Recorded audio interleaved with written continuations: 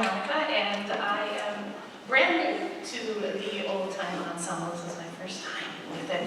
But I've been fiddling for a long while, and in fact, some of my earliest memories of fiddling are with my grandpa, and he was an amazing fiddler.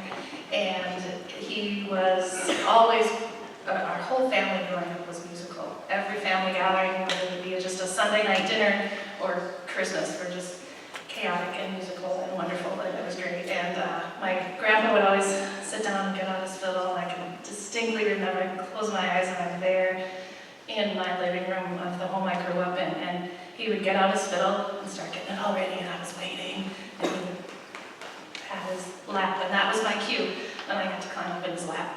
And he would put my little hand on the bow and the other hand on the neck, and I was certain I was playing those fiddle tunes. That wasn't Grandpa, that was me. Like, I was totally doing this. How he could make those big Minnesota farm hands play the notes and make the notes just dance and fly around the strings was amazing to me.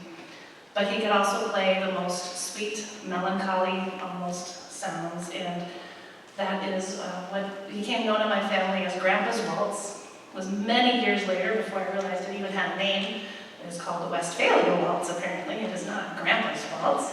But he played it every family gathering, and it was kind of had a sad tone to it because it always meant that our evening was coming to a close. It was time to go to bed. It was time for Grandma to go to bed, or it was time for us to go home. So it was always that piece, and I played it for the first time, not in a recital, not even in a concert situation like this, but I was actually about 10 years old, and I was playing it in the back of a small church in Benson, Minnesota, for my grandpa's funeral when I was 10.